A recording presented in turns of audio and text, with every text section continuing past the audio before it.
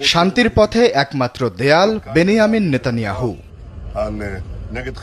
ইরানের সাথে মার্কিন আলোচনা যখন চূড়ান্ত পর্যায়ে, ঠিক তখনই লেবাননে হামলার তীব্রতা বাড়িয়ে শান্তি উদ্যোগ ভেস্তে দেওয়ার কূটকৌশলে নেমেছেন ইসরায়েলি প্রধানমন্ত্রী। ইরানের স্পষ্ট হুঁশিয়ারি, লেবাননে যুদ্ধ না থামলে মার্কিন আলোচনাও বন্ধ।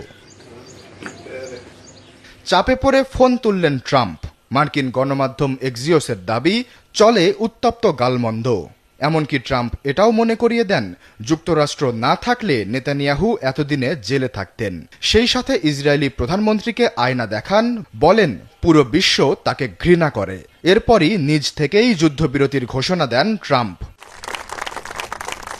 কিন্তু কাজের কাজ হয়নি কিছুই। বিশ্বের সবচেয়ে শক্তিধর দেশের প্রেসিডেন্টের ধমক হুমকি কিছুই তোয়াক্কা করলেন না যুদ্ধ আর ধ্বংসের কারবারি নেতানিয়াহু। ওই দিনই ইসরায়েলি ড্রোন হামলায় ঝরে আরও ৮ প্রাণ। এমনকি বুধবার ভোরেও লেবাননে অন্তত ৩০টি হামলা চালায় জায়নবাদীরা।